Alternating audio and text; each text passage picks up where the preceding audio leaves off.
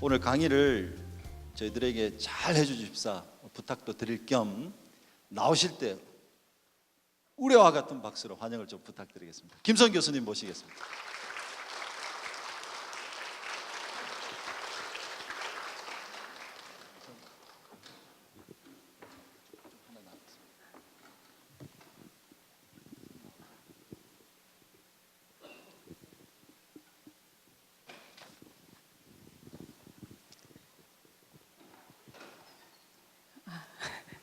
네, 선생님들 만나 뵙게 돼서 반갑습니다. 저는 초등학교 교사로 18년 6개월을 재직하다가요. 2011년 이제 2011년 9월부터 이제 충남대학교 연구소에 파견 근무를 하게 됐었습니다. 그러다가 한참 하고 있는 일이 끝나지 않았는데 이제 복귀 명령이 내린 거예요. 그래서 1년 반만 더 하면 연금을 받을 수 있는데 그렇게 하지 못하고 이제 하던 일을 좀 마무리하려다 보니까 사표를 내고 지금 거기 연구소에 있게 되었습니다. 실질적으로 제가 이쪽 평가에 관련해서 하는 거죠. 제가 오늘 선생님들께 드릴 많은 예시들과 그리고 방법론들을 들으시면서 선생님들 머릿속에는 계속 그 생각이 떠도실 거예요. 내가 맡고 있는 120명 예컨대 내가 한 학기에 담당하는 학생 수 말씀을 드리는 겁니다. 이 아이들을 내가 어떻게 저렇게 과정중심 평가를 할 수 있을까? 그리고 그 많은 내용을 졸업식 전날까지 진도를 나가야지만이 다 그 교과를 끝낼 수가 있는데 그것들을 어떻게 더 자주자주 되돌아가 보면서 아이들을 가르칠 수 있을까? 이런 의문이 들 겁니다. 그렇지만 제가 오늘 말씀드리는 건 이걸 다 해보시라는 게 아니라 우리가 할 수 있는 부분에 대해서 좀 해보자. 교육과정에서 사실 평가는 무엇이고 왜 필요하고 어떤 기능과 역할을 가져야 하는가라는 질문을 던지는데요. 사실 선생님 뭐 평가하고 수업하고 떨어질 수가 있나요? 그냥 우리는 매 순간이 선택이고 그 선택이 평가에 근거한 거거든요. 사실은 우리가 순간순간 보면서 평가하고 있는 것입니다. 그래서 일단 교육은 현재 상태를 정확하게 진단해서 이 학생들이 지금 현재 알고 있어야 하는 것과 알고 있는 상태를 선생님들이 파악하셔야 되는 거죠. 알고 있어야 하는 것과 또는 할 수 있어야 하는 것과 현재 할 수 있는 것의 차이를 보는 것입니다. 그러면서 교육을 통해서 우리가 이들이 변화하기를 바라는 이 이상적인 상태, 그게 바로 교육 목표가 되겠죠. 이 교육 목표는 내용과 행동으로 기술되겠고 이것들의 차이를 메꿔줄 내용과 방법을 가지고 교육과정을 구성하는 것입니다. 그런데 이 사이사이에 계속해서 평가가 들어가면서 우리가 중요한 평가에서 중요한 피드백을 주자는 거죠. 그러면서 과정 이제 들여다보자는 건데요. 그래서 평가의 목표라고 하면 이제 이 그림이 있죠. 그래서 사실은 우리가 학생들에게 보여지는 부분은 이 수면 위로 떠올라져 있는 이 부분만 보이는 거다. 그래서 이게 우리 측정 이론에서는 고정검사 이론 제1번 가정, 그래서 x = t + 2다 그렇게 해서 학생들한테 우리가 관찰되는 모든 점수는 진점수 더하기 오차 점수이다라고 되어 있습니다. 그래서 실제로 사람의 진짜 참 능력은 알지 못한다. 왜냐? 안에 숨어져 있기 때문에. 그래서 이걸 잠재 능력이라고 하고 우리가 교육을 하는 이유는 학생들의 잠재 능력을 최대한 관찰 가능하게 수면 위로 떠오르게 하기 위해서 한다는 것이죠. 그래서 이제 교육평가는 근본적으로는 학생의 잠재 능력을 추론하는 과정이라고 얘기하고 있습니다. 이 잠재 능력을 추론하는 과정이라고 얘기한 사람이 누구냐면 제임스 포팜이라는 교육평가 철학자입니다. 이 사람은 선생님들한테 당신이 모든 걸 알고 있다. 학생들에 대해서 정답이라고 말할 것이 없다라고 얘기를 하죠. 그러면서 우리가 학생의 관찰된 검사 점수를 통해서 교사에 의해서 추론을 하는 거다. 어떤 추론을 하는 거냐? 학생의 잠재적 상태를 파악하는 거라는 거죠. 그래서 평가는 기본적으로 추론의 과정이다라는 겁니다. 이 학생의 잠재적 위치에 대해서 추론하는 과정이다. 그러면서 평가는 왜 하는가 하면 교사에게는 수업 개선에 필요한 피드백을 제공하고 학생에게는 자기가 자신의 장단점에 대한 피드백을 제공함으로써 학생들의 학업 성취 향상에 필요한 피드백을 제공하고자 하는 것입니다.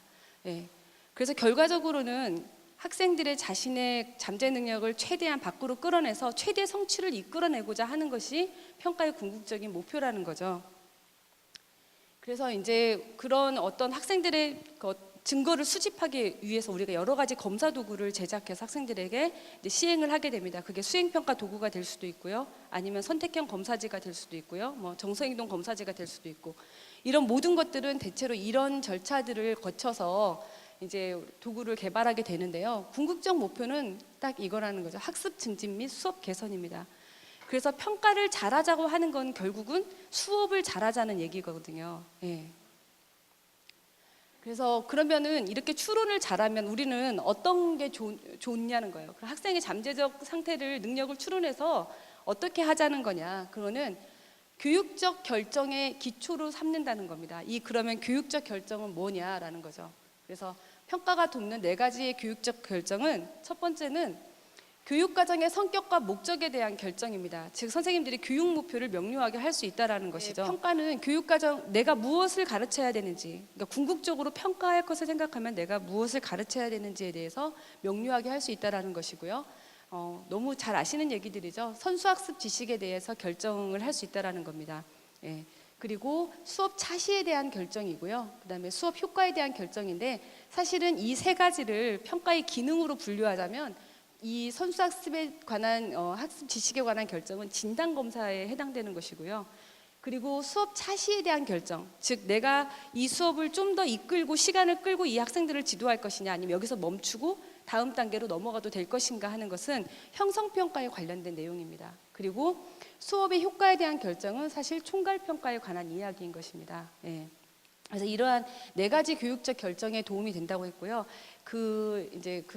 좀 자세한 내용들은 선생님들은 너무 잘 알고 계시는 부분이라서 그냥 조금씩 한번 시간 나실 때 한번 읽어보시면 되실 것 같습니다.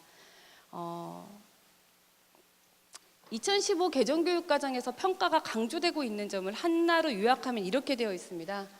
학생은 알아야 하고 할 수 있어야 하는 것을 잘 하고 있는가, 그리고 교사는 가르칠 것을 잘 가르치고 있는가에 대해서 피드백을 주기 위해서 수업의 진행 과정 중에 지속적으로 형성적으로 평가가 이루어지도록 해야 된다는 거죠. 무엇에 근거해서? 성취 기준에 근거해서라는 겁니다. 선생님, 2009 개정교육과정에서는 성취 기준의 어떤 적용이나 활용을 굉장히 열어놨었거든요. 그래서 학교에서 성취 기준을 이 성취 기준은 우리는 별로 중요하게 다루지 않아, 우리 학교 상황에서는. 그러면 이 성취 기준을 안 해도 됐고요. 그리고 내가 새롭게 성취 기준을 개발해서 썼어도 됐습니다. 그런데 2015 개정교육과정이 참으로 아이러니한 게, 교사에게 평가권, 교수권 이런 걸 다 강화시켜 준다라고 얘기를 했지만, 기본적으로 성취 기준에 대해서 그것을 이렇게 좀 변형하고 바꾸는 것에 대해서 완전히 막아놨습니다. 그래서 교육과정 성취 기준은 절대 손댈 수 없다라고 되어 있고, 그것을 다르게 뭐라고 했냐면 평가 기준, 성취 기준으로 또 만들어놨어요. 그래서 교과별로 어느 교과는 교육과정 성취 기준과 평가 기준 성취 기준이 동일한 교과도 있고요. 그리고 어느 교과는 좀 다른 교과도 있습니다. 그래서 선생님들이 교육과정 재구성을 할 때 쓰시는 성취 기준은 평가 기준 성취 기준이라는 거죠. 예. 그래서 저희가 그게 너무 이상해서 교육부 연구사님을 모시고 워크숍까지 했거든요. 그 해당 부서에. 정말입니까? 왜냐하면 진정한 교육과정 재구성은 사실은 성취 기준에서부터 선생님들께서 선택할 수 있어야 하고 만들 수 있어야지만이 교육과정 재구성인 것이지, 성취 기준은 그대로 고정해 놓고 선생님들한테 교육과정을 재구성하라는 것은 교육 내용 재구성이라는 거죠. 예. 사실은 이쪽에 있던 내용을 가져오고 교과 간에 그냥 차시를 연결해서 연결 수업을 하는 정도밖에는 될 수 없다라는 겁니다. 네. 그래서 근데 어쨌든 성취 기준에 근거해서 모든 것이 저희는 평가가 이루어져야 된다라는 거고요. 그러면서 교과의 특성에 적합한 평가 방법을 선택하고 타당한 평가 기준을 마련해서 서술형, 논술형, 수행평가 비중을 확대하라고 했습니다. 네. 이게 선생님들 가장 어려운 이야기일 것 같습니다. 그러면서 이제 서술형 평가, 수행 평가만으로 모든 걸 평가해라 이렇게 얘기를 하고 있잖아요. 그럴 수 있다라고 지금은 얘기하지만, 앞으로는 이제 그 같이 보는 우리 중간고사, 기말고사 이런 거 전부 없애고 수행 평가로만 하자라고 얘기를 하고 있습니다. 그런데 선생님들이, 많은 분들이 반대를 했죠. 그러니까 이게 안 좋다라는 게 아니라 왜 반대한 거죠, 선생님 우리? 어머니들이 오셔가지고, 얘는 왜 10점이고 우리 애는 왜 9점이에요? 1점의 차이를 설명해 주세요. 되게 힘들잖아요. 그래서 이게 뭐냐면 수행평가는 기본적으로 채점에 있어서 매우 주관적인 평가입니다. 왜냐하면 전문가 주관성이 개입될 수밖에 없는 평가 시스템이거든요. 서술형도 마찬가지고 논술형도 마찬가지고요. 근데 기본적으로 주관적이라는 게 이게 다 나쁜 주관성이 아닌 거거든요. 무슨 얘기냐면 전문가 주관성입니다. 선생님들의 전문적 주관성을 가지고 채점한 결과에 대해서 우리나라 학부모들의 의식은 아직은 받아들일 준비가 되어 있지 않다라는 거죠. 예. 그러면서 이제 우리가 얘기하는 게 이 서술형 평가, 수행 평가를 공정하고 신뢰롭게 하라고 얘기를 해요. 그러니까 공정하고 신뢰롭게 하려니까 어떻게 하느냐면 많은 학교들에서 하고 있는 게 기한 내에 내면은 만점. 예. 그다음에 아니면 원래 질적 평가가 돼야 되는데 양적 평가가 되는 거죠. 자, 한문 깜지가 3장이면 그 만점. 그다음에 이제 그게 안 되면 막 이렇게 하고. 그래서 저희 딸도 고등학생인데요. 이렇게 연필을 3개 정도 쥐고 한문을 막 쓰고 있더라고요. 당장 너무 급한 거예요. 그래가지고 자기 사촌 언니까지 동원이 돼서 내일까지 수행 평가를 내야 되는데 이게 3장이 안 되면 안 되는 겁니다. 이렇게 하고 있는데 선생님 마음도 저는 너무 이해가 잘 가죠. 예, 저라도 너무 그 부담이 클 테니까요. 예. 그래서 그런 부분이 이제 굉장히 어려움인데 그거를 타당한 평가 기준을 마련하라고 얘기했어요. 타당하다라는 거는 신뢰와 공정을 껴안고 있는 거거든요. 예. 예, 그렇기 때문에 타당한 평가 기준을 그럼 어떻게 마련해야 기성복을 만드는 사람이 더 전문가일까요? 맞춤복을 만드는 사람이 더 전문가일까요? 예, 맞춤복을 만드는 사람이 더 전문가죠. 그래서 얼마 전에 끝나는 그 월계수 양복점인가 거기서도 보면은 막 옷감을 고르는 거에서부터 막 그 사람의 피부색까지 생각하면서 막 이렇게 고르잖아요. 그런 것처럼 선생님들이 평가의 A에서 Z까지를 모든 것을 알고 하라는 게 바로 수행평가인 것입니다. 말씀드린 것처럼 이 과정중심 평가가 무엇이냐라고 하면 어떤 학문적 용어도 무엇도 아니고 선생님들의 그냥 의식 속에 가지고 계시면 되는 그런 거거든요. 그러면서 근데 이제 여기에서 강조하고 싶었던 건 이런 거죠. 과정중심 평가를 시간의 개념으로 보면 연속적이라는 의미고요. 그리고 활동으로 보면 특정 활동들을 연결해 놓은 것이 바로 과정중심 평가입니다. 그러면서 시간의 연속적 흐름 속에서 어떤 시점을 선택하고 특정 활동을 선택할 수밖에 없는 상황인 겁니다. 그러면 우리가 지금까지는 중간고사, 기말고사가 있고 그 사이에 이제 수행평가가 한 번씩 있거나 그랬잖아요. 그러면 선생님들이 애들도 생각할 때 뭐 한 달 반이나 2달 정도 다니면 중간고사를 보는 시점이 있어요. 이게 우리가 표집의 시점이거든요. 그런데 결국에는 과정중심 평가는 이 표집을 좀 더 자주 하라는 얘기거든요. 그러니까 자주 아이들을 돌아보고 자주 체크하라는 얘기인 것입니다. 그래서 우리가 얘기하는 게 과제를 구성하는 시간과 활동의 단위를 어느 정도로 나눌 건가라는 것에 대해서 계획이 서야 된다라는 거죠. 선생님들이 수행평가 과제를 계획하실 때 지금이나 뭐 예전에는 과제를 제출하고 나서 언제까지 이게 제출 기한이 있잖아요. 그러면 그 제출 기한일에 보는 거잖아요. 근데 지금은 제출하기 전에 아이들을 그 사이에 몇 번을 볼 거냐, 아이들이 최종 과제물을 제출하기 전에 몇 번을 아이들에게 피드백을 줄 수 있느냐, 이런 거에 대한 계획을 세우는 게 바로 과정중심 평가라는 겁니다. 그래서 제가 조금 이따 보여드릴 텐데 제가 이제 국어과 이제 그 채점 기준표랑 이렇게 만들고 저희 딸을 불러가지고 물어봤어요. 너 만약에 선생님이 수행평가 과제 내줬는데 이렇게 주면 어떨 것 같아? 너 수행평가 과제 하기 되게 좋을 것 같아? 그랬어요. 그랬더니 그럴 것 같아 이러는 거예요. 뭘 해야 될지 알겠어. 어떻게 하면 잘할 줄 알겠어 이러는 거예요. 그래 그랬더니 엄마 뭐 하려고 이러는 거예요. 그래서 선생님들한테 이렇게 하시라고 말해보려고 이랬더니 얘가 엄마 욕 엄청 얻어먹을 걸 이러는 거예요. 그래서 이제 근데 우리 애가 똘똘한 애가 절대 아니거든요. 예. 그런데 얘가 그래서 왜 그랬더니 선생님들 엄청 바빠 엄마. 우리 국어 선생님이 우리 담임 선생님이 우리 국어 선생님이신데 우리 애들 엄청 많아. 우리 12반까지 있는데 자기 선생님이 몇 번부터 몇 반까지 가르친대요. 근데 그 선생님이 이거를 체크해 주는데 시간이 너무너무 많이 걸려서 자기네들 야자할 때 선생님 맨날 뭐 이렇게 뭐 NI 학습지나 이런 거 검토하고 계신다는 거예요. 그러면서 제가 참 들은 생각이 이렇게 조금 모질란 고등학교 1학년 학생도 아는데 이거가 뭔가가 크게 변혁이 되지 않고는 이 과정중심 평가가 또 다시 계속 부르짖는다고 해도 현장에 안착하기는 매우 어려운 일일 것 같다는 생각을 했습니다. 그렇지만 하나라도 예를 들어 선생님들께서 혹시 이렇게 변화를 해가신다면 어떨까 그러면서 과감하게 우리가 교육과정 재구성을 할 수 있어야 될 것 같습니다. 네. 그러면서 이제 하는 게 과정평가의 결과를 총괄평가에 포함할 것인가에 이제 문제가 되는 거거든요. 선생님 과정중심 평가를 어떤 사람은 형성평가라고 얘기를 하고 어떤 사람은 수행평가라고 얘기를 하는데요. 이거는 이 부분에 대한 결정 때문에 이제 달라지는 겁니다. 형성평가는요, 절대로 결과에 포함시켜서는 안 되는 게 형성평가거든요. 근데 선생님들 형성평가는 수업 중에 수시로 하시잖아요. 아이들 설명하고 이렇게 보면은 못 알아듣는 것 같은 친구들 보이면은 뭐 해봐 하고서 순회지도 하시면서 가서 한 번 더 들여다보고 하시잖아요. 이게 다 형성평가잖아요. 그리고 뭐 수업 시간에 선생님들 뭐 OX 퀴즈도 하시고 아이들 게임하면서도 뭐 수업하시고 뭐 문제 푸는 것도 이렇게 보시고 이러시잖아요. 다 형성평가인데 그 과정 중심 평가를 잘못 이해하는 사람들은 이거를 전부 다 누가 기록하라고 얘기를 하고 있습니다. 네.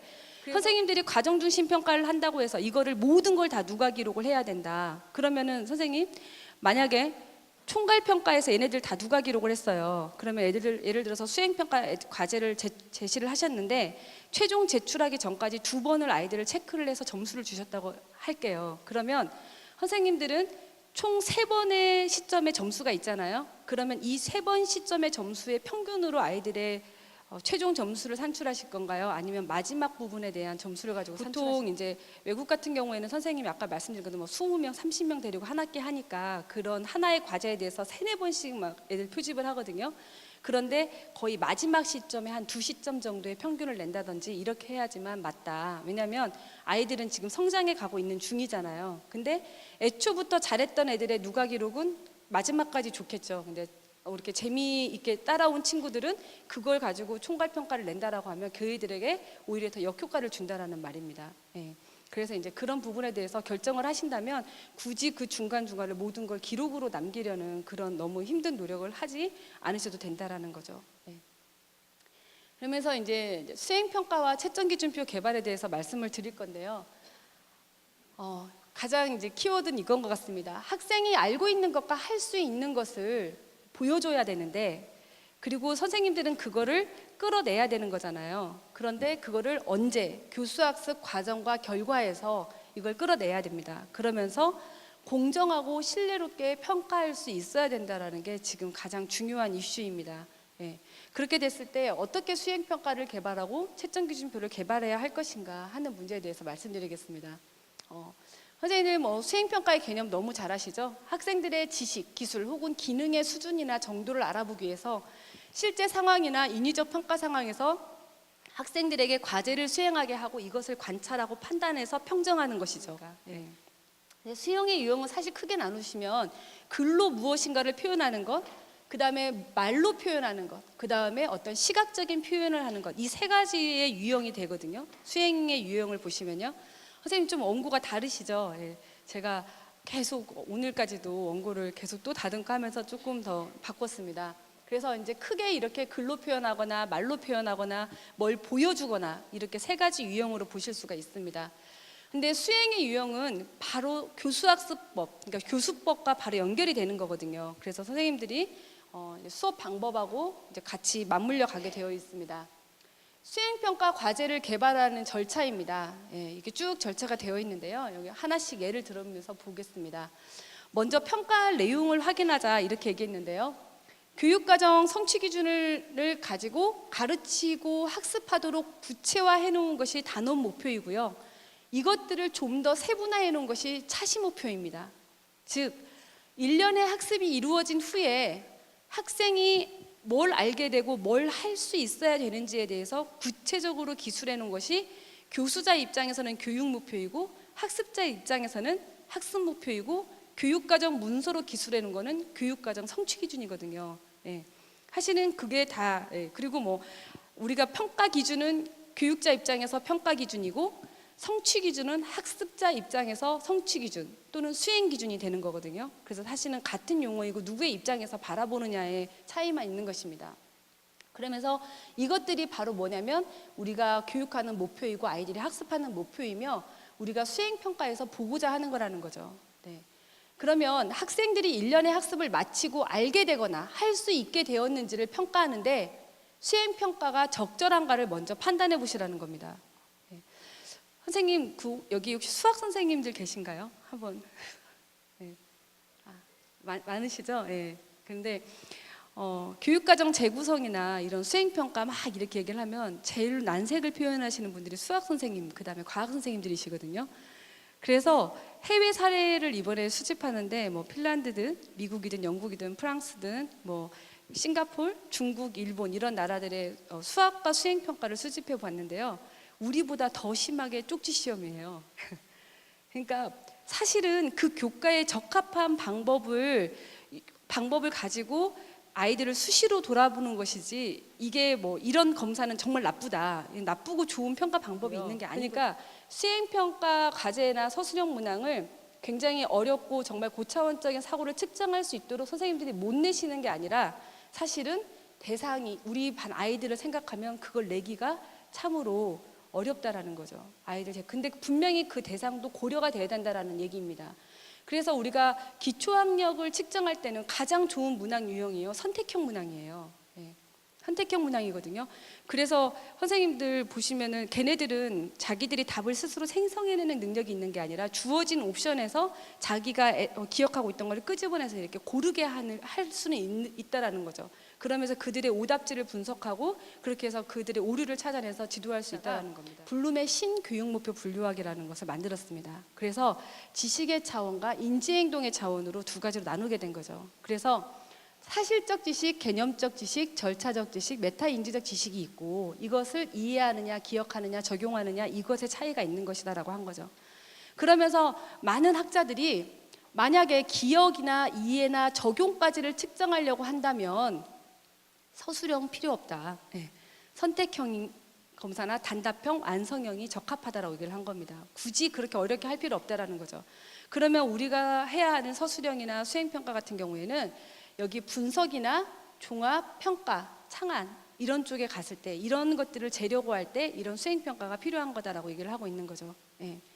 물론 이게 절대적이진 않습니다. 하지만 대부분의 평가에서 이렇게 하는 것이 선생님들이 유용성 측면에서는 맞다라는 얘기입니다. 네. 그러면 이제 수행평가 과제하고 평가 기준 초안 만들기인데요. 학생들의 입장에서는 수행 기준이겠죠. 네. 그래서 선생님들 이 용어 쓰시는 거 제가 이제 대구 그 학교 알림에서 보니까 어디는 평가 준거라고 쓰신 곳도 있고요, 어디는 평가 척도라고 쓰신 곳도 있고요. 그런데 대부분 용어는 이제 평가 기준입니다. 그래서 수행 과제와 평가 기준 초안 만들기라고 되어 있는데요. 수행평가 과제는 이제 학생들이 교육 목표에 기술된 지식이나 기술을 갖추고 있다는 것을 증명하기 위해서 수행으로 보여줘야 되는 것입니다. 그래서 우리가 심동적 영역 같은 경우에는 예를 들어 수영을 할 수 있느냐를 알려면 수영장에 가서 직접 하는 걸 봐야 되잖아요. 예. 그리고 이런 것들이죠. 그다음에 네가 글을 쓸 수 있어? 그러면은 글을 쓰는 방법에 대해서 우리는 국어 시험지에서 묻고 있는데 그게 아니라 직접 글을 쓰게 해야 된다는 얘기 드린 거지만 우리가 가끔은 실제 수행이 아니라 그냥 어떤 간접 수행을 통해서 그걸 측정하려고 한다는 겁니다. 그러면 평가 기준은 뭐냐면요, 쉽게 얘기해서 그 수행평가 과제를 얼마나 잘 해야 하는가에 대해서 구체적으로 기술해 놓은 것입니다. 네. 그래서 선생님들 교육과정 문서 보시면은 성취 수준 있지 않습니까? 근데 예전에는 평가 수준이었나? 그랬다가 성취 수준으로 또 학습자 입장에서 진술하라고 했다가 2015에는 다시 또 용어가 또 바뀌었어요. 네. 그래서 그렇게 보시면 근데 상은 뭐냐면 능숙하게 할 수 있다고요. 중은요 할 수 있다고요. 하는요 하는데 어려움을 느낀다요. 그러면 얼마나 어려움을 느껴야 얘를 하라고 해야 되나 선생님 고민되시잖아요. 그래서 굉장히 구체적이지 않아요. 그리고 즐거운 마음을 가지고 참여하면 상이고요. 그냥 참여하면 중인데 즐겁냐고 물어봐야 돼요. 즐겁냐? 웃으면서 해라. 이렇게. 그러니까 즐겨 참여한다 이런 게 평가 기준으로 들어간다라는 게 사실은 굉장히 모호하거든요. 근데 그런 것들을 우리는 좀 더 구체적으로 이제 진술을 해야 된다라는 거죠. 그래서 우리는 평가 기준이 되지만 학생 입장에서는 수행 기준이나 성취 기준이 된다라는 말씀입니다. 네. 그러면서 이제 우리 한번 초안을 만들어 보겠습니다. 이제 교육 목표는요. 제가 보니까 우리 그 어느 학교의 3학년 수행평가 과제도 이게 있더라고요. 근데 평가원에서 올려놓은 수행평가 과제 예시를 제가 이제 한번 봤거든요. 했는데 주어진 상황에 적합한 대표값을 선택하고 그것을 활용해서 신문기사 글을 작성할 수 있다가 이제 수행평가 과제더라고요. 그러면서 관련 성취 기준은 수학 이렇게 되어 있고요. 그 다음에 창안 능력까지를 측정하겠다라고 했습니다. 창안 능력. 예. 일단은 이제 좋아 보입니다. 그러면서 문제는 뭐냐면요. 미국 프로야구 선수들의 그 연봉 협상 때문에 그 파업이 되고 막 이랬던 거예요. 그러면서 연봉에 대해서 이 구단주들이 어떻게 했냐면은 평균 연봉을 제시한 거예요. 평균 연봉. 예. 근데 실제로는 보니까 최저임금 10만 달러 정도의 최저임금을 받는 경우부터 500만 달러까지 받는 경우가 있다라는 거죠. 그랬는데 평균값을 계산해 보니까 어땠습니까, 선생님? 평균값은 여기 보니까 120만 달러고요. 그 다음에 중앙값은 40만 달러였고 최빈값은 30만 달러였다라는 거죠. 예.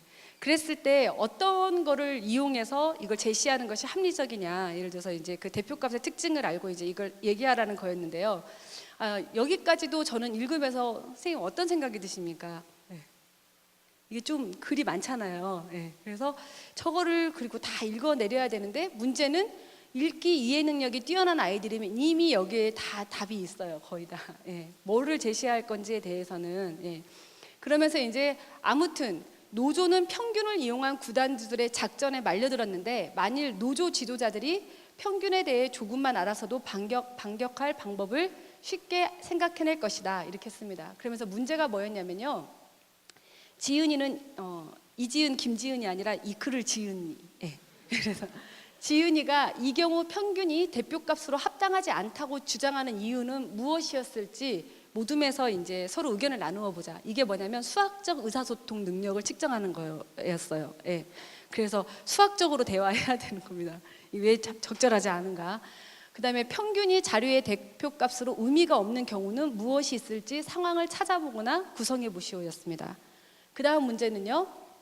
이제 구단주의 주장을 반박하는 글을 선수노조 대표라고 가정하고 쓰라는 겁니다. 자, 선생님들이 선수노조 대표면 어떤 값을 쓰시겠습니까? 아까 최빈값은 30만 달러였고요. 평균은 40만 달러였고요. 평균이 120만 달러였고 중앙값이 40만 달러였습니다. 네. 여기서 기대하는 답은 뭘까요?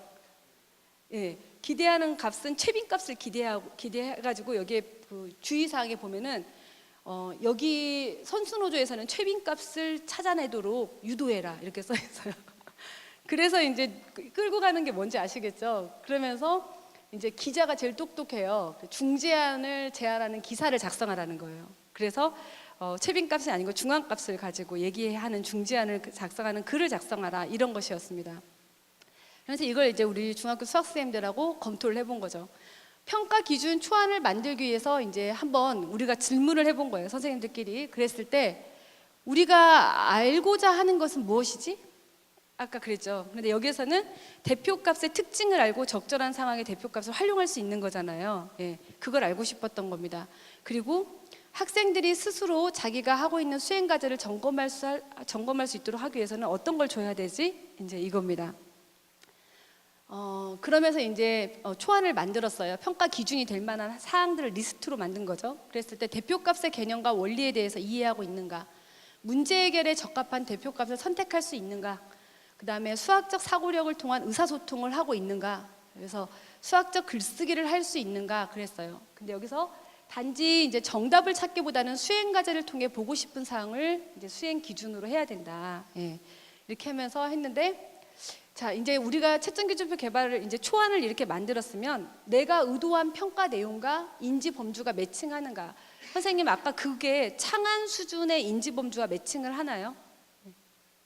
뭔가를 창안해내는 능력? 예, 아닙니다. 그래서 보면은 평가 수준까지 해당되는 거죠. 어떤 상황에 적절한지에 대한 평가 수준까지 해당되는 거였고, 저 수행평가, 수학 수행평가 가업에 불필요한 기술이 좀 필요로 하다고 느껴진 건 없으십니까? 네. 저 어떤 느낌이 드십니까? 나중에 갈수록 주장하는 글쓰기 근거를 들어 예. 그러다 보니까 이게 국어 시험인 것 같다라는 거죠. 그래서 어떤 핵심적인 이 수행평가 과제를 해결하는데 핵심적인 기술은 그 앞부분에서 이미 이제 이해가 되고요.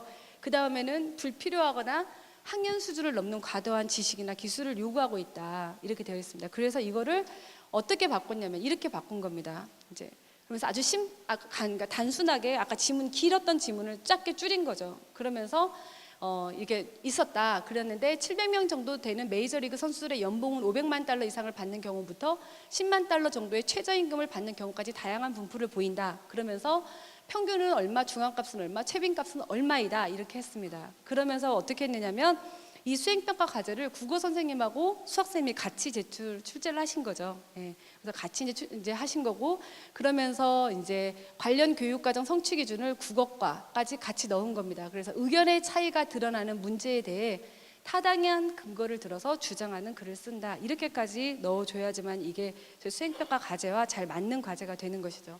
그래서 문제도 이제 이렇게 좀 심플하게 바꿨습니다. 그래서 어떻게 했느냐? 본인이 선택한 대표값이 합당한 이유를 대표값의 특징과 관련지어 설명한다. 예.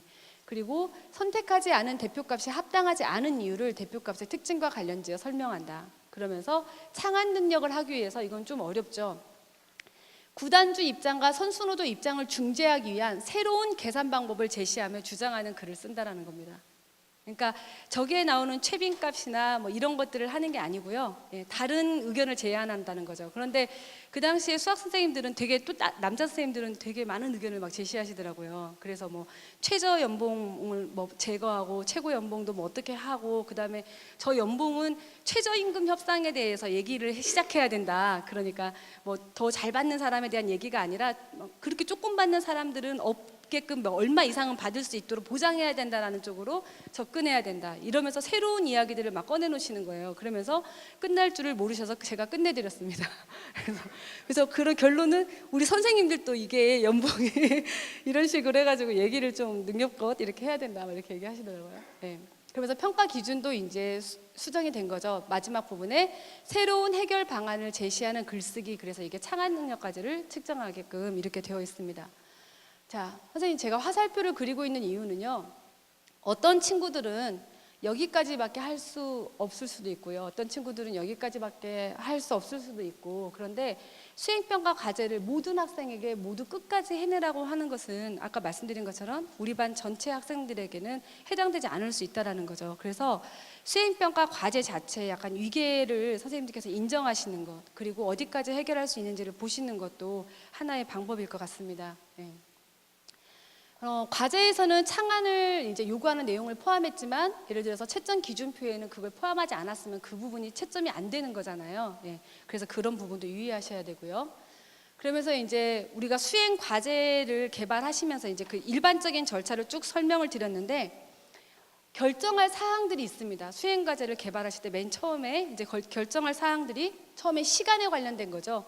이 단시간에 그냥 한 번 일회성 과제로 낼 것이냐 아니면 한 학기 과제로 쭉 끌고 갈 것이냐라는 거죠. 그 다음에 두 번째는 개인 과제를 낼 것이냐 집단을 줄 것이냐 개인과 집단을 줄 것이냐 그리고 과정만 볼 건가 결과만 볼 건가 과정과 결과를 볼 건가에 대한 결정입니다. 그리고 이 과제를 얼마나 구조화할 건가라는 거죠. 열린 질문으로 할 거냐 아니면 완전히 닫힌 질문으로 할 거냐 아니면 그 중간에 어느 지점에 유치하게 할 것인가 사고 수준인 거죠. 아까 말씀드린 것처럼 여기 분석 평가 창안 정도는 해야 되는데 어쨌든 수행으로 기억했는지를 어떻게 뭐 하는 것도 해보겠다 이런 것들에 대한 사고 수준에 대한 결정이고요.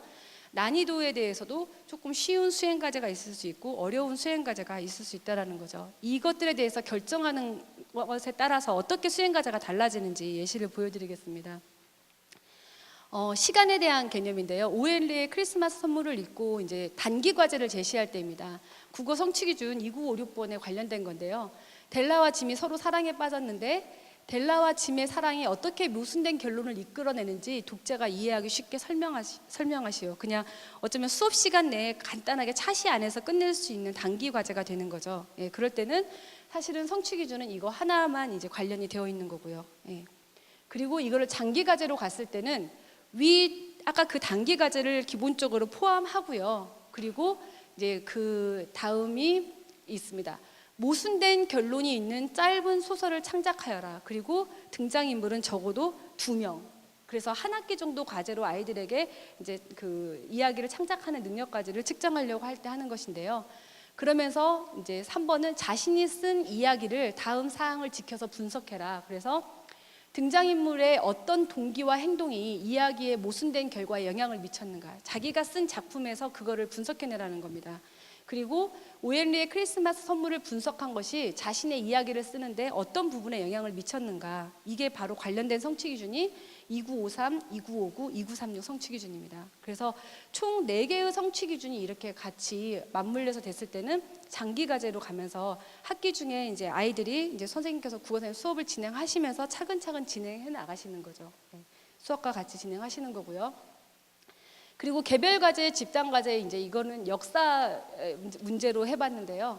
조선 후기에 일어난 대표적 민란인 홍경래의 난의 원인과 결과, 영향을 중심으로 조사하고 이제 조사 보고서를 작성하는 것입니다. 그래서 조사 보고서를 작성하도록 할 때는 이제 정보 쪽지 같은 거를 활용하시면 되게 좋은데요.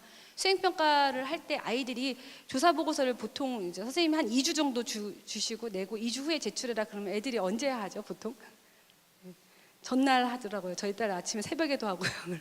그런데 우리도 보통 뭐 저도 학교에 있을 때 뭐 언제까지 뭐 내야 되는 거 있으면 혹시 일찍 하면 잊어버릴까 싶으니까 그 전날에 그래서 이제 하는데 이거를 우리가 생각하는 건 아이들이 꾸준히 이거를 어떤 정보를 수집하고 이렇게 하는 과정을 계속 하고 싶은 거잖아요. 그럴 때 정보 쪽지 양식이 있거든요. 내가 어떤 내용에 대해서 어떤 정보를 획득했는지. 그래서 그 메모지, 그러니까 우리 옛날 독서 카드라고 해야 되나요? 단어장 외우고 다닐 때 썼던 그 정도 크기의 그런 정보 쪽지를 이 조사 보고서를 하는 동안에 중간중간에 20개까지 내라, 25개까지 내라 해서 자기가 조사한 내용을 출처를 밝혀서 간단하게 정리해서 내는 것들. 그리고 나중에는 그 정보 쪽지를 주고 그다음에 조사 보고서를 작성하게 할 수 있습니다.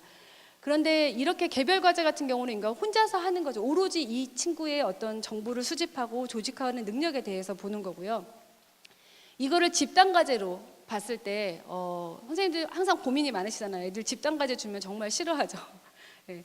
저희 딸도 집단 과제 할 때 맨날 친구랑 싸우더라고요. 누구는 뭐 놀기 싫으나 뭐 이러면서. 그리고 집단 과제 하면서 뭐 돈도 많이 들더라고요. 꼭 어디 가서 만나서 해야 되고 뭐 먹으면서 해야 되고. 그래서 이제 뭐 많이 내는 게 4명씩 한 줄을 이루어서 이제 홍경래의 난에 대해서 조사한 다음에 이거를 발표하도록 하는 거, 뭐 PPT로 발표한다라든지 이런 걸 발표하게 하는 거죠. 그다음에 2번째 집단 과제는 예컨대 짧은 단막극으로 발표하게 하는 거. 그래서 역할극이라는 게 그 시대의 그 인물이 되어서 더 깊이 있게 어떤 이해를 하는 과정에서 굉장히 중요한 교수법 중에 하나잖아요. 역할놀이라는 게. 그런데 그걸로 하게 하는 겁니다. 선생님 지금 이렇게 보시면 수행평가 과제를 내가 집단으로 주느냐 아니면 개별로 주느냐 또는 집단도 어떤 형식으로 주느냐에 따라서 최종 산출물들이 달라지잖아요. 그리고 이 최종 산출물들이 달라지기 위해서는 선생님의 수업도 그러한 식으로 진행이 됐어야 한다는 거죠. 그러니까 선생님이 평상시에 역사 수업을 하시면서 역할극을 하면서 이렇게 수업을 진행하셨다가 이번에 수행평가는 이렇게 한다, 이렇게 돼야 된다는 겁니다. 그리고 이제 거의 많이 쓰는 방식이 집단과 개별 과제. 그래서 조를 이루어서 이제 홍경래의 난에 대해서 조사해가지고 조사 보고서 개요를 작성하는 것까지는 아이들 요즘에 협동학습이라든지 뭐 이런 게 있기 때문에 상호 협력하는 능력이라든지 그래서 여기까지의 점수가 있고 그 다음에 그 조사 보고서 개요 이후에는 개별 조사 보고서를 작성하도록 하는 것입니다. 그래서 개별 점수를 주도록 하는 거고요. 이게 이제 그러니까 어떤 집단의 형태에 따라서 달라지는 수행평가 유형이고요. 그리고 과정을 볼 거냐 이런 거죠. 선생님 우리 수행평가 중에서 사실은 결과적으로 잘해야 되는 게 많잖아요. 그런데 과정을 중심으로 보는 수행평가가 일본의 경우에는 거의 어떤 거냐면 예체능 관련 있지 않습니까? 그러니까 뭐 이렇게 노래한다라든지 아니면 악기를 연주한다라든지 또는 그 달리기를 빨리 한다라든지 그런 것들, 그 다음에 뭐 오래 매달린다든지 그런 거에 대해서는 보통 결과 중심으로 평가하지 않고 학생들을 거의 과정 중심에서 평가를 합니다. 이 학생이 얼마나 즐겨 참여했느냐, 그리고 연습에 얼마만큼 빠지지 않고 나왔느냐, 뭐 이런 것들 있잖아요. 그런 걸로만 거의 평가를 하고 있죠. 왜냐하면 선천적인 재능이 중요하게 개입되는 그런 것들에 대해서는 사실 과정 중심 평가를 중요하게 보고 있습니다. 그래서 필요가 있지 않습니까? 그래서 그런 부분에 대해서는 과정 중심 평가를 해야 된다. 그리고 항상 계획도 과정 중심으로 가야지 아이들이 참여할 의지가 생긴다라는 겁니다. 그래서 일본의 핀란드라는 곳이 아키타현이거든요. 일본의 아키타현에 일본의 작은 핀란드에서 아주 옛날부터 일본이 왜 줄 세우기 상대 평가가 엄청나게 활발한 곳이잖아요. 그런데 그 아키타현에서는 꾸준히 이렇게 교사별 평가, 수행 평가를 강조하면서 했었는데 그들이 강조했던 게 바로 이런 그 예술 교육에 있어서 과정 중심 평가. 예. 그러면서 뭐 인성 교육, 그다음에 인문 교육 이런 것들 하면서 최근에는 아키타 현립대학을 만들었잖아요. 오직 교양인을 양성하는 인문대학을 만드는 겁니다. 그런데 동경대학을 제치고 취업률 1위가 돼버렸죠. 네, 그래서 뭐든지 열심히 참여하면 되고 막 그런 거 있지 않습니까? 네. 그러면서 이제 과업의 구조입니다, 선생님. 개방형 과업이냐 구조화된 과업이냐를 결정하는 건데요. 이런 겁니다. 문제를 주는 거를 선생님이 학습자가 선택하게 하는 거예요. 문제 자체를요. 이런 거는 굉장히 열린 과제고요. 그리고 교사가 질문도 주고 다 주는 거예요. 이 문제를 해결하라고 주는 거죠. 완전히 닫힌 과제인 거죠. 이런 모든 해결 과정도 마찬가지고요. 그 다음에 최종 산출물도 선생님이 뭐를 내라고 딱 알려주는 거 있지 않습니까? 예, 그런 거는 닫힌 과제에 속하는 겁니다. 근데 그거를 열어줄 수도 있다라는 거죠. 예시를 보면서 말씀드리겠습니다.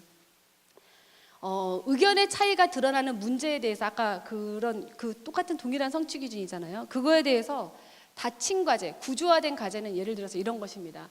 머리 모양 및 길이의 자율화에 대해 찬성하는 의견을 타당한 근거를 들어 교장 선생님께 편지 쓰기. 예. 선생님, 이게 완전 닫혔다라는 게 문제는 뭐죠? 머리 두발 자유입니다. 그것에 대해서 입장도 정해줬어요. 어떤 입장이죠? 찬성해야 돼요. 그리고 해결책도 정해줬어요. 뭘 합니까? 편지를 써야 돼요. 교장 선생님한테. 예. 그런데 최종 산출물도 정해져 있어요. 그래서 뭐죠? 네. 이런 편지 쓰기예요. 네. 그래서 모든 학생이 전부 다 똑같은 산출물을 가지고 나올 겁니다. 이게 완전히 닫힌 구조, 완전히 구조화된 과제이고요.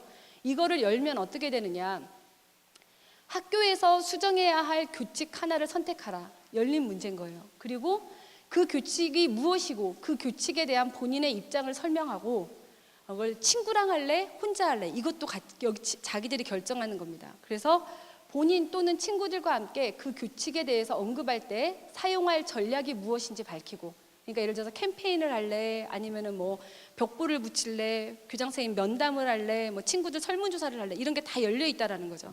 그렇게 하고 주장할 때 사용할 자료를 준비하시오. 열린 방법과 전략인 거죠.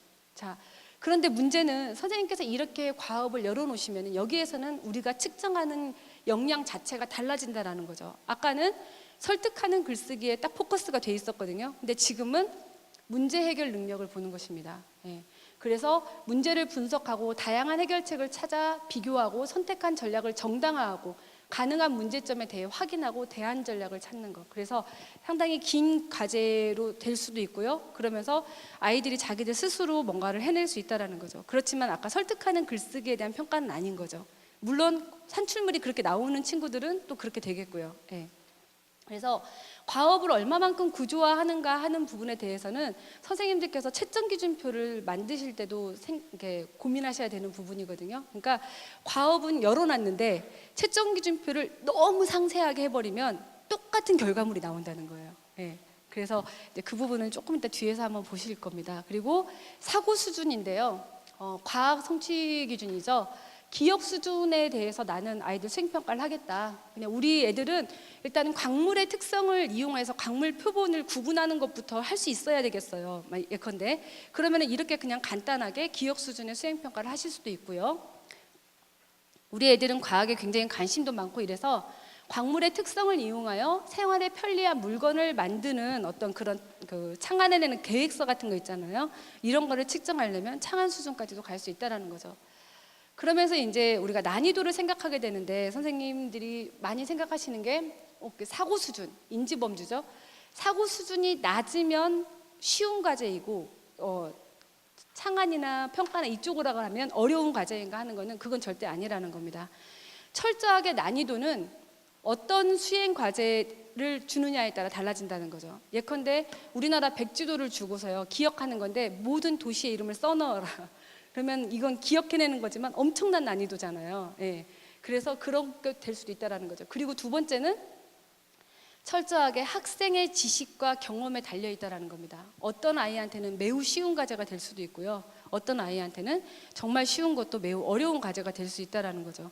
그러면서 이제 효과적인 수행평가 과제라고 하더라도 이제 적절한 채점 기준표를 적절하지 않은 채점 기준표를 사용하면 학생들은 수행을 했지만 아이들은 평가받지 못할 수 있거든요. 뭔가 했지만. 예, 그래서 채점 기준표를 개발하는 게 정말 중요하다라는 겁니다.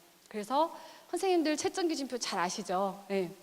그래서 학생들이 과제 수행을 통해서 보여주기를 원하는 거를 질을 구분해 놓은 거예요. 상은 뭐, 중은 뭐, 하는 뭐 이런 식으로 또는 뭐 A, B, C, D로 구분하신다든지 선생님들 채점 기준표 보니까 100점, 80점, 60점 뭐 이런 식으로 구분하신다든지 네. 이렇게 하는 것입니다. 그러면 제가 이제 왜 채점 기준표를 꼭 사용해야 되는가에 대해서 선생님들이 많이 사용하시는 다른 채점 기준표 양식이랑 같이 보여드리면서 설명을 해드릴게요. 마음을 표현하는 글쓰기를 한다고 해볼게요. 누군가에게 내 마음을 전하고 싶은 일을 떠올려 봅시다. 설명해 주어야 할 일, 물어보고 싶은 일, 요청하고 싶은 일, 함께 했으면 하는 일, 고마운 일, 미안한 일 이런 것들을 떠올려 보게 하는 거죠. 네. 그리고 전하고 싶은 내용이 잘 드러나게 알맞은 문장을 사용해서 글을 써보자 이렇게 했어요. 선생님들이 채점 기준표를 사용하시는 것 중에 하나가 이것입니다. 그래서 체크리스트라고 얘기하죠. 그래서 이 체크리스트 받는 사람이 들어가 있냐, 첫인사가 있느냐, 전하고 싶은 내용이 있는가, 전하고 싶은 까닭이 있는가. 그래서 여기에 대한 이제 평가 기준은 위 중에서 6가지 이상을 포함했으면 뭐 상 아니면 A 이렇게 되어 있는 거죠. 예. 그렇지만 이 체크리스트는 물론 매우 간단한 수행 과제인 경우에는 저 체크리스트도 좋습니다. 그렇지만 아까 이런 거 같은 경우에는 적절하지 않다라는 거지. 있는가의 유무만 따지는 거거든요. 그래서 우리가 병원 검진 갔을 때 왜 당뇨가 있습니까?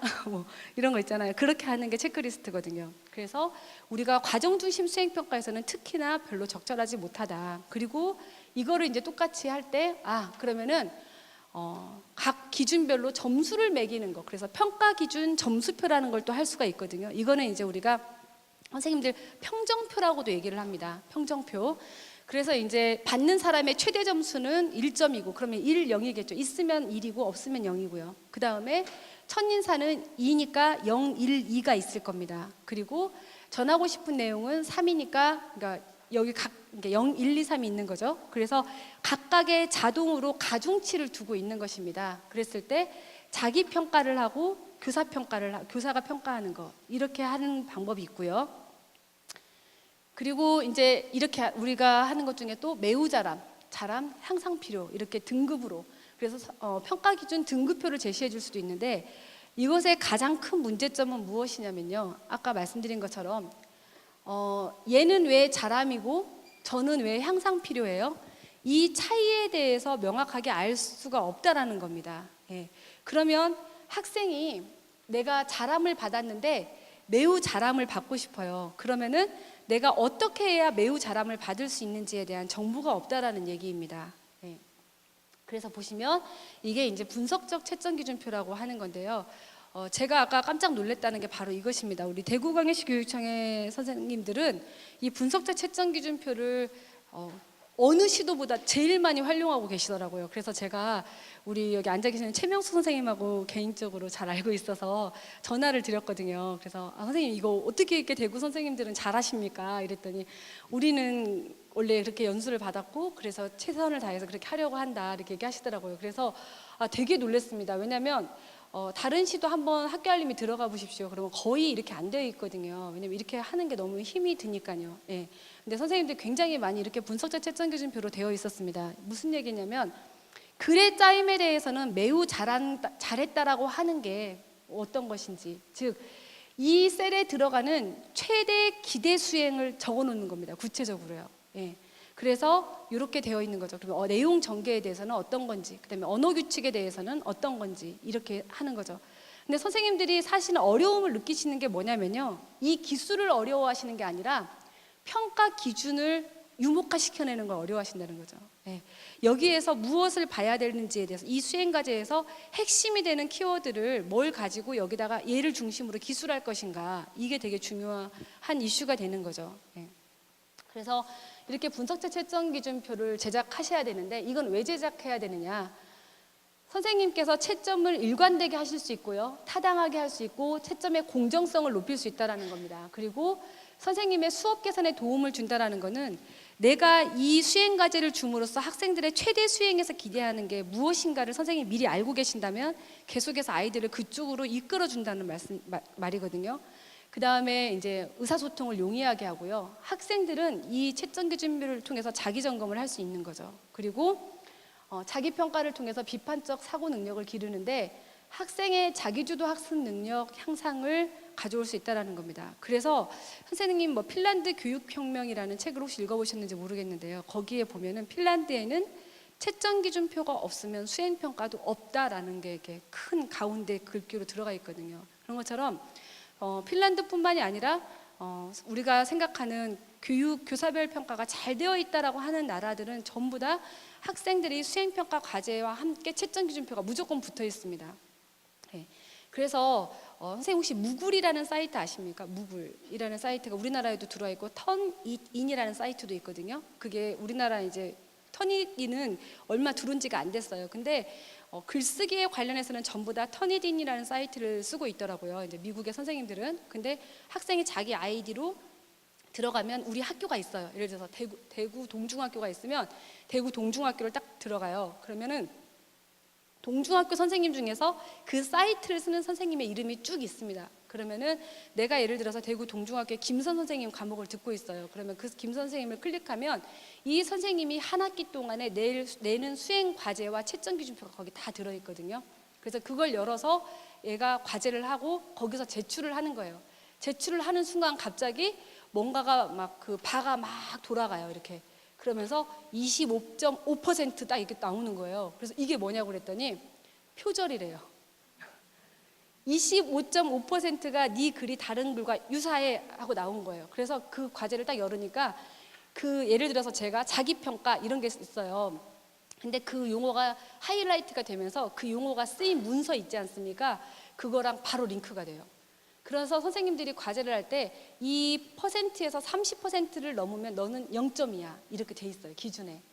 그래서 학생들이 자기네들 어떤 표절이나 이런 걸 하지 않기 위해서 굉장히 노력을 많이 한다라는 거죠. 그리고 무글 같은 경우는 수학 선생님들이 많이 사용하시더라고요. 수학 과학 쪽에 이공계 쪽 선생님들이 사용하시는데 거기도 역시 들어가면 그렇게 채점 기준표랑 같이. 근데 수학은 아까 말씀드린 것처럼 거의 다 이렇게 퀴즈식이에요. 문제 풀어서 몇 문제 맞추고 이렇게 되어 있는데, 그런 사이트들에는 기본적으로 이런 루브릭들이 아까 보여드린 루브릭이 만들어져 있습니다.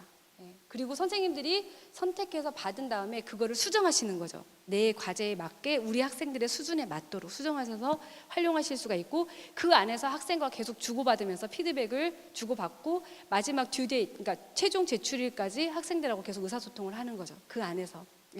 그렇게 되어 있는 시스템인데 우리나라도 아마 곧 그런 시스템을 만들려고 노력하는 걸로 알고 있습니다.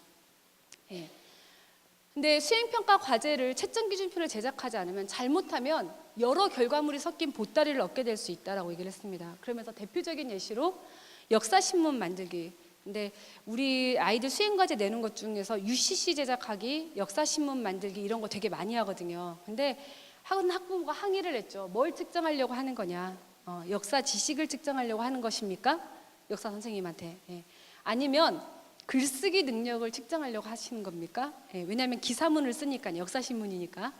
그 다음에 아이가 와서 막 꾸민 거예요. 종이에다가 예쁘게 막 태나무채 글씨를 막 본떠서 막 하고 무늬도 꾸미고 하니까 디자인 능력을 측정하려고 하시는 겁니까? 라고 질문을 한 거죠.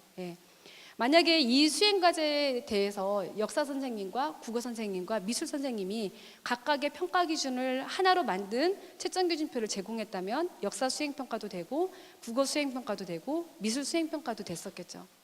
그래서 그런 부분들을 선생님들이 채점 기준표를 통해서 여러 결과물이 섞인 보따리를 얻지 않도록 노력하셔야 된다는 거죠. 채점 기준표를 개발하기 전에는 선생님들께서 3가지를 이제 결정을 하실 텐데요. 우리가 흔히 사용하고 있는 게 총체적 채점 기준표고요. 아까 보여드린 게 분석적 채점 기준표입니다. 그러면 이 둘 중에 어떤 게 더 좋으냐 하는 거는 선생님의 평가 상황에 달려 있다라는 거죠. 선생님이 예컨대 한 차시에 끝내는 간단한 수행평가 과제를 내는데 분석적 채점 기준표를 만들 만한 게 있을까요? 없거든요. 어차피 평가 기준은 하나일 겁니다. 그럴 때는 총체적 채점 기준표로 활용하시는 게 좋고요. 그 다음에 또 이제 일반적 채점이냐 또는 과업특수적 채점이냐 또는 어떻게 채점 결과를 제공할 것인가 이 부분인데요. 예시를 보면서 말씀드리겠습니다. 자전적 글쓰기에 대한 수행평가 과제 예시입니다. 그래서 자신의 삶에서 의미 있는 사건들을 중심으로 쓸 내용을 정리하여 자신의 삶을 성찰하는 글을 다음 사항을 지켜서 써봅시다 해서 쭉 1장은 어떻게 하고 2장은 3장은 4장은 이렇게 하고 뭐를 지켜야 되는지 여기다가 상세히 써놨습니다. 예. 실제로 외국 아이들의 수행평가 과제를 보면은 각 문단에 형용사가 몇 개 들어가야 된다는 것까지 써 있어요. 명사도 몇 개 들어가야 되고, 그다음에 뭐 액티브한 형용사를 썼을 때는 더 가중치가 있고, 그다음에 일반적인 형용사를 썼을 때는 몇 점이다 이렇게까지 다 되어 있더라고요. 그러니까 아이들이 무조건 숙제할 때는 루브릭을 놓고 거기다 맞춰서 이제 숙제를 하게 되는 거죠. 이렇게 하고 나서 이제 총체적 채점 기준표로는 이렇게 할 수 있습니다. 수행 과제가 굉장히 구체적으로 기술되어 있기 때문에 수행평가 과제 제시의 지시문에 대해서 모두 지켜서 글을 썼고 내용이 우수하다. 그러면 매우 잘한 거고, 그 다음에 뭐가 전체적인 전개는 매끄럽지만 구체적인 진술이 부족한 부분이 있다. 그러면 잘한 거고요. 이게 총체적 채점 기준표입니다. 선생님, 우리 그 교육과정 문서에 제시된 A, B, C, D, E에 대한 것도 총체적 채점 기준표죠. 그래서 A는 어떤 수준이고 B는 어떤 수준이고 이런 거죠. 네. 그렇지만 이제 과정 중심 평가를 하려면 분석적 채점 기준표를 활용해야 된다는 거죠. 그리고 아까 자서전 쓰기 같은 경우는 상당히 긴 기간의 과제가 될 거거든요. 학생들이 단시간에 해낼 수 없는. 그래서 이렇게 평가 기준에 대해서 내용 구성, 자료 활용의 적절성, 용법 이렇게 평가 기준을 3가지로 구성하시고 최대 기대 수행을 먼저 기술하시는 겁니다. 여기에서 가장 잘하는 거는 어떤 것일까라는 거. 예, 그런 다음에 나중에 밑에를 얼마만큼 분절할 것인지를 계획하시는 거죠. 그 다음에 과업특수적 채점 기준표와 일반적 채점 기준표를 예시입니다. 만약에 설명하는 글쓰기인데요. 이건 역사랑 같이 연결되어 있는 것입니다. 그래서 신석기 시대의 식생활 특징을 2가지 측면에서 비교하여 설명하시오 이렇게 되어 있는데, 결론부터 말씀드리면은 과업특수적 채점 기준표는 학생들에게 미리 제공할 수 없는 채점 기준표입니다. 왜냐하면 그 안에 정답이 들어있기 때문에. 그래서 사실은 일반적 채점 기준표를 이제 쓰기를 권유하고 있는데, 만약에 굉장히 고부담 시험이다, 이 아이들의 채점 결과가 이 아이에 엄청난 영향을 미친다라고 할 때는 과업특수적 채점 기준표를 쓰고 있습니다. 보시면 과업특수적 채점 기준표 같은 경우는 식량을 구하는 방법과 도구의 사용, 언어 규칙에 대해서 잘한 거는 어떤 거고 매우 잘한 거는 어떤 거고 이제 이거를 이렇게 주는 거죠. 그래서 이 내용에 답이 다 있어요. 예. 그래서 구석기 시대 사람들은 뗀석기를 사용하였고 신석기 시대 사람들은 이렇게 내용 자체가 키워드 중심으로 다 들어가 있거든요. 예. 이게 바로 과업특수적 채점 기준표고요. 그다음에 일반적 채점 기준표는 선생님들 그 예시를 보니까 거의 일반적 채점 기준표로 많이 되어 있더라고요. 예. 그래서 보니까 예를 들어서 매우 잘한 거는 이제 짜임새와 전개와 언어 규칙 이렇게 나누었죠. 아까 그렇게 나누지 않고요. 그래서 설명하는 글쓰기에 대한 일반적 채점 기준표이기 때문에 선생님들께서 설명하는 글쓰기를 평가하실 때는 항상 저 채점 기준표를 쓸 수 있다라는 겁니다. 그래서 보통 소논문 지도법이라든지 고등학교에서는요, 그 다음에 문제 해결력이라든지 협업 능력, 그 다음에 토의 토론학습, 그 다음에 이런 것들에 대해서는 이렇게 일반적 채점 기준표를 하나를 가지고 1년 내내 사용하면서 학생들이 그러한 최대 기대 수행에 가까워지도록 이끌어내는 작업을 하게 됩니다. 그래서 이제 도입부에서 중요한 사실을 제시하여 읽는 사람의 흥미를 끌고 글의 전개 방법이나 소주제를 쓴다. 이렇게 해서 이 아이들이 어떻게 해야지 제일 잘한 건지에 대해서 이렇게 되어 있고요. 그러면 이제 어떻게 채점 기준표를 제공할 것인가의 문제이잖아요. 예, 그런데 제가 여기에다가 많이 써놨는데 다 통일되어 있더라고요. 100점 만점으로. 예, 그래서 보니까요, 선생님, 사실은 이렇게도 할 수 있거든요. 등급으로만 해서 평가 기준 1, 2, 3 한 다음에 전체 등급, 이 수행 과제에서 이 학생의 전체 등급은 무엇인가라고 하는 그런 룰이 있습니다. 그게 뭐냐면 예를 들어서 상인 경우는 상이 3개인 것, 상이 다 3개인 것, 또는 상은 2개이고 중은 하나인 경우에는 전체 등급은 상이다. 이렇게 할 수가 있거든요. 이거를 로직 룰이라고 해서 교사들 협의체에서 이걸 결정하는 룰을 만들어서 이거를 학부모들한테 공개를 미리 하는 거죠. 예. 그래서 상이다 또는 뭐 A, B, C, D, E로 하실 경우에는 A가 전체의 몇 %면은 뭐 A다, 뭐 B다 이렇게 하는 방법들이 있습니다. 네. 그리고 뭐 점수로 이렇게 하실 수도 있고요. 선생님들 하시는 것처럼요. 그 다음에 이렇게 가중치를 두어서 하시는 경우도 있으시잖아요. 그래서 아까도 보니까 뭐 포트폴리오 같은 경우에 서로 협력해서 얼마만큼 했느냐, 아니 문제 해결 같은 경우에 거기에 가중치를 크게 두시는 경우도 있더라고요. 예. 그래서 이렇게 할 때는 총점을 산출할 때는 이제 나이스에서 선생님들은 자동으로 계산이 되시죠. 네, 이렇게 되고 있고요. 그 다음에 이렇게 가중치를 두는데 이 자체의 가중치를 두기도 하고 이런 경우에는 평가 기준 2 같은 경우에는 이 기대 수행을 굳이 3개로 나눌 필요가 없어서 2개만 하실 수도 있거든요. 그래서 이런 채점 기준표도 가능하시다는 겁니다. 자, 그러면서 이제 학생 수준에 적합하고 유목적적인 콘텐츠를 설정하여 제공하고 교사들이 알고 싶어하는 것을 잘 유도할 수 있는 것, 그 다음에 학생들이 이해하고 있는 것을 정확하게 표현할 수 있는 것, 이런 수행평가 과제를 이제 개발을 해야 되는데 학습의 과정에서 직접적인 피드백을 줄 수 있는 이제 분석적 채점 기준표를 개발해야 된다는 거죠. 아까 말씀드린 이 자서전 쓰기의 채점 기준표입니다. 그래서 수행 과제를 이렇게 구체적으로 기술하시고요. 그 다음에 제일 먼저 할 게 평가 기준과 척도를 결정하는 겁니다. 그래서 평가 기준 주요 항목은 무엇이고 몇 개의 척도로 나눌 것인가 하는 거죠. 근데 과제가 굉장히 내용의 깊이가 깊으면 선생님들 보통 4개, 5개 쓰시고요. 그 다음에 아니면은 3개 정도 쓰시는데 제한하기는 5개를 넘지 않는 게 좋다고 되어 있습니다. 너무 그렇게 복잡하게는 하지 않는 게 좋다 이렇게 되어 있고요. 그런 다음에 각 셀에 해당되는 이렇게 구체적인 기대 수행, 그러니까 기대 수행을 이제 진술하게 되는 것이죠. 그래서 매우 우수는 이렇고 우수는 이렇고 향상 피로는 이렇다. 자, 이렇게 하게 되면은 선생님들께서 이제 과정 중심 평가를 이제 분석적 채점 기준표를 하실 때 어떻게 하시느냐? 예컨대 4월 26일 날 처음 이제 아이들하고 이제 학습을 하시면서 평가를 하셨을 때는 이 학생의 채점 기준표에다가 여기에 날짜를 써주시는 거죠. 이렇게 채점 기준 4월 26일에는 너는 여기야. 그 다음에 5월 9일에는 네가 이 내용 구성 항목에서 얘가 좀 여기에 있는 거예요. 5월 9일에는 또 여기. 그래서 최종 5월 18일이 이 학생은 최종인데요. 이 항목에 대해서 너는 5월 18일에는 여기까지 왔구나 이렇게 하고 여기에서 이 친구가 다른 건 다 5월 18일에 매우 우수인데 여기에서는 지금 우수가 여기에 있지 않습니까? 그랬을 때 선생님이 이렇게 작은 코멘트를 넣어주실 수 있는 거죠. 3장이 글의 내용을 대표하지 않음 이렇게요. 그래서 실제로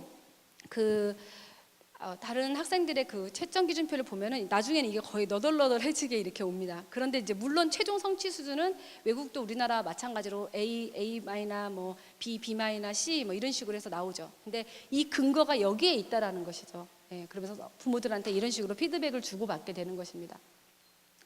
그래서 이제 이렇게 변화됐다라는 걸 보여드리는 거고요.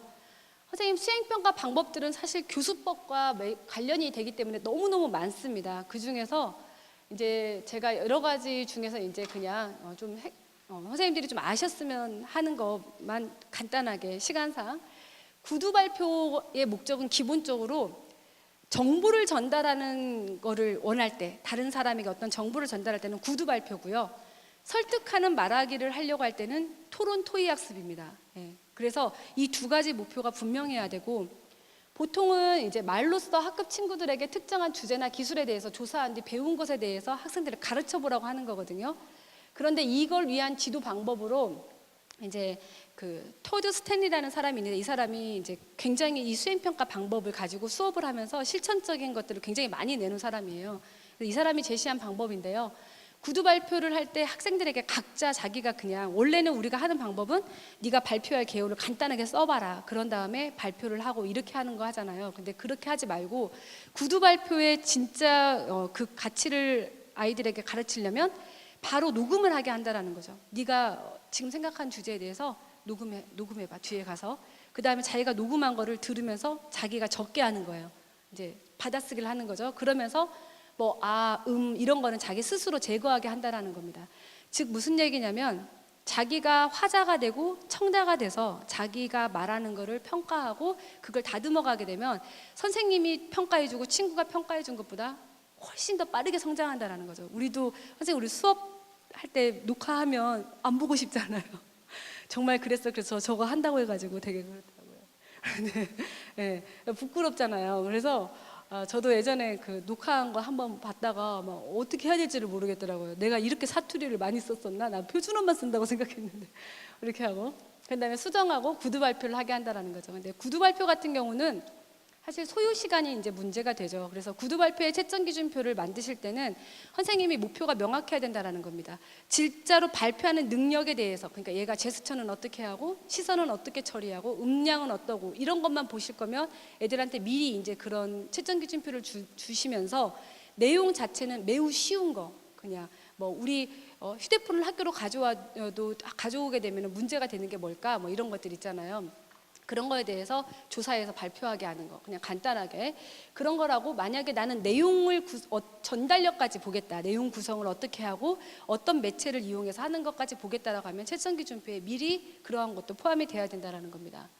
그리고 선생님 포트폴리오 많이 쓰시잖아요. 엄청 많더라고요. 근데 한 학생이 배운 것을 나타내는 자료를 모아놓은 게 포트폴리오고요. 간단하게는 한 주 동안의 프로젝트 동안에 이제 학생들이 배운 거를 간략하게 묘사하는 것이 될 수도 있고요. 1년 전체 과정을 다 할 수도 있다라는 거죠. 예. 그러면 선생님들에게 결정하실 게 있습니다. 포트폴리오 할 때는 나는 이게 성장 포트폴리오인가? 예. 그러면 아이들의 모든 그 과정이 다 포트폴리오가 되어야 되잖아요. 아니면 나는 이게 기록 포트폴리오인가? 그러니까 뭐냐면 내 우수 작품 모음집 이런 거죠. 예. 그래서 최종 산출물에 내가 마음에 드는 것만 아이들한테 이제 넣어놓으라고 해서 나중에 최종적으로 선생님이 학기 말에 보신다든지 이렇게 되는 거고요. 그 다음에 내가 어떻게 채점할 것인가에 대해서도 선생님이 채점 기준표를 주셔야 되는 거죠. 내가 니네 과정에 대해서는 얼마나 성실하게 그 과정마다 뭐 예를 들어서 일주일에 2번씩 정보 쪽지를 정확하게 넣어놨는지, 예. 그 다음에 뭐 참고 문헌은 어떻게 했는지 이런 것까지 볼 건지 아니면 산출물만 볼 건지 이런 거고요. 포트폴리오를 우리는 종이 포트폴리오를 주로 많이 쓰시잖아요. 근데 전자 포트폴리오도 하실 수 있다라는 겁니다. 그래서 그러니까 종이 포트폴리오의 예시인데요. 조선왕조실록을 한 권을 이제 읽어가면서 역사 선생님이 포트폴리오를 이렇게 하실 수 있다라는 거죠. 그래서 기간은 2000년부터 언제까지, 중간 점검일은 매월 마지막 주 월요일 1교시 시작 전에 뭐 반장이 걷어서 어떻게 내놔라 이런 거 하잖아요.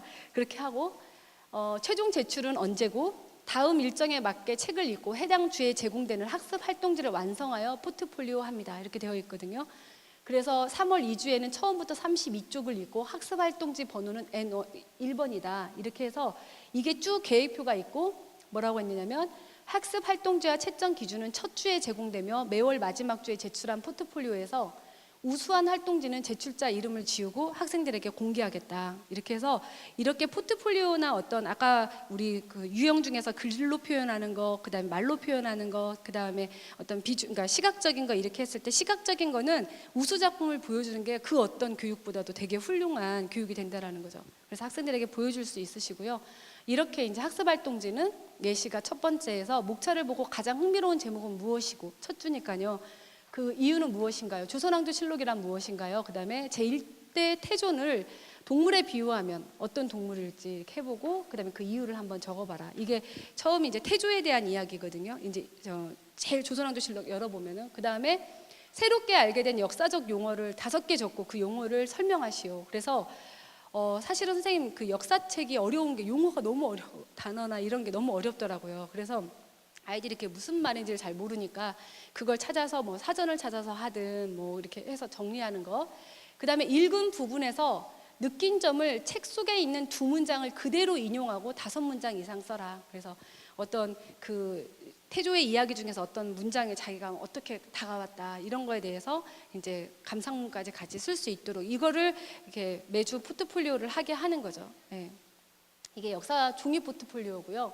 전자 포트폴리오는 이런 겁니다. 링크를 걸면서 그 자동으로 학생들이 자료를 웹에서 자료를 수집하는데 이 전자 포트폴리오를 하는 이유는 최근 인터넷에 자료들이 정말 넘쳐나고 있잖아요. 이 넘쳐나는 자료 중에서 아이들이 선택하고 평가하고 그 다음에 자기가 이제 그거를 구조화하는 것들인데 내가 원하는 자료들요. 그래서 학생들이 어차피 이제 긁어오는 거를 그렇게 하지 못하게 하고 링크를 걸은 다음에 여기에서 자신이 알게 된 것, 자신에게 도움을 준 것들을 밑에 간략하게 이렇게 적게 하는 게 이제 전자 포트폴리오입니다. 그래서 이런 것들을 뭐 선생님들 같이 이제 공유하시는 거죠. 다른 학생들하고. 그래서 전자 포트폴리오를 이렇게 활용하실 수도 있다라는 거죠. 예. 그래서 이제 이렇게 분석자 채점 기준표가 이렇게 좋다. 이렇게 과정평가를 하려면 이렇게 해야 한다. 하지만 선생님들 절대 잊으시면 안 되는 게 모든 과제에 그렇다는 건 아닙니다. 아까 말씀드린 것처럼 단순한 과제는 아까 보여드린 그냥 평정표나 체크리스트 또는 총체적 채점 기준표가 훨씬 더 효과적일 수 있다라는 거죠. 네. 그래서 이제 채점 기준표 배점 이제 이게 마지막 부분인데요. 선생님 이게 대구에 있는 선생님이 이제 하신 것입니다. 그래서 질문 만들기 하부루타. 네. 근데 이게 이제 모 학교에서 제가 이렇게 가져온 거거든요. 여기서 선생님께서 제가 지금 노랗게 해놓은 게 선생님 이 노랗게 해놓은 점수를 합하니까 몇 점이죠? 60점이거든요. 예. 그러면은 이 친구는 성취 수준으로 옮긴다면 적어도 이렇게는 해야지 얘는 성취 수준 D를 받을 수 있는 거예요. 예. 그래서 제가 우리 대구에 계신 선생님들이 어떤 부분을 놓치고 있나 봤거든요. 그랬더니 다 잘하시는데 이 부분에 대해서 우리가 판단을 하신 건지 아니면은 어쩌면 놓치고 있을 수도 있다는 생각을 했습니다. 그러면서 딱 한 학교에서는 채점 기준표가 최하 점수의 합이 60이에요. 그 얘기는 무슨 얘기냐면요. 우리는 채점 기준표에서 적어도 60, 그러니까 채점 기준표를 가지고 뭔가 채점을 할 수 있게 학생이 무엇인가 했다면 얘는 적어도 E는 아니다라는 거예요. 그러니까 적어도 F는 아니다라는 얘기인 거죠. 그러니까 그 최저 수행을 D에다가 맞추신 거예요. 예. 그런데 그거를 이제 외국은 이미 다 수행 평가로만 모든 이제 학교의 등급이 매겨지잖아요. 그러다 보니까 얘네들은 이런 거를 변환하는 거에 대해서 굉장히 많은 연구가 이루어져 있습니다. 그래서 학교에서 우리가 0부터 시작할 건지 아니면은 60부터 시작할 건지에 대한 결정을 해야 되는데 0부터 시작하려면은 이 밑에가 굉장히 세분화되어 있어야 된다는 거죠. 아래가. 근데 여기는 이미 이렇게 되는 순간 여기서 얘는 이 정도는 해야지. 그러니까 뭐든 B가 2개고 C가 하나인데 얘는 D인 거예요. 예. 그리고 여기는 다 합하면 40이잖아요. 그러니까 얘는 2인 거고요, 그냥. 예. 그런데 물론 선생님들이 이거 총점을 넣으시겠지만 얘는 그리고 이제 가중치 뭐 하면은 곱하기 0.1 뭐 이런 식으로 가잖아요. 그렇지만 이 친구는 이런 것들 만약에 수행 평가로 하면 모두 이렇게 이루어진다라고 하면 이 학생은 굉장히 불이익을 보게 되는 거죠. 만약에 선생님이 실제로 그걸 의도하시고 나는 이 과제는 이렇게는 해야 돼. 나는 그 밑에는 아니라고 생각해라고 하시면 그것도 학교 예를 들어서 평가위원회에서 결정을 하시면 그렇게 갈 수도 있습니다. 네. 그다음에 이 학교 같은 경우에도 보시면은 이렇게는 돼야지 얘가 성취 수준 D가 됩니다. 조합이. 네. 아니면은 이제 뭐 이 30점이 여기가 이제 가중치가 있으니까 이렇게는 돼야지 이렇게 되는 거고요. 왜냐하면 여기는 0부터 시작했거든요. D를 줬을 때. 그래서 이거를 그러면은 만드는 룰이 있느냐? 네, 있습니다. 그래서 제가 그거를 좀 수정해서 보여드릴게요. 그래서 우리가 이제 우리 교육과정의 성취 수준 90 이상이면 A고 이게 있지 않습니까? 그러면은 사실은 각각의 수행평가의 채점 기준표에서 선생님이 이게 개별적으로 이게 A, B, C, D, E로도 변환이 돼야 되거든요.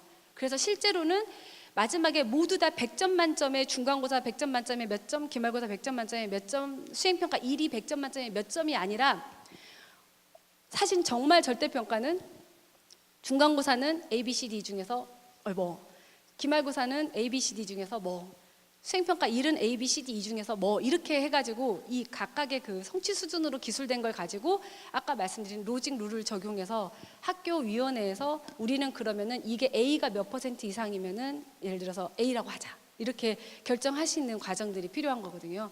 그래서 그래야지 엄격한 의미에서 정말 절대평가가 되는 겁니다. 예. 그런데 이제 선생님들이 이걸 어떻게 고치면 되냐면요. 자, 이겁니다.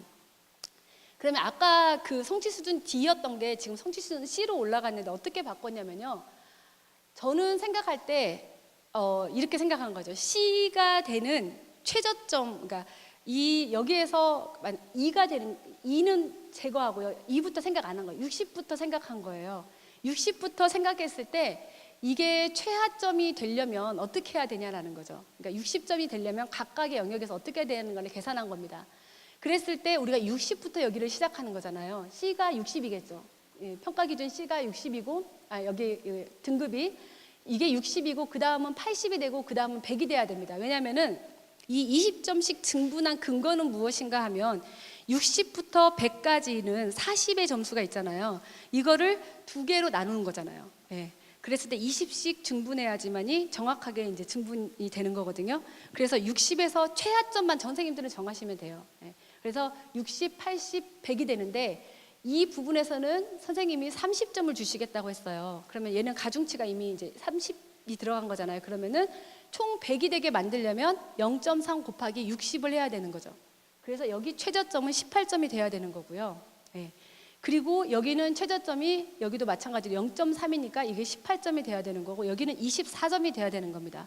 최고점이 40점이기 때문에. 예.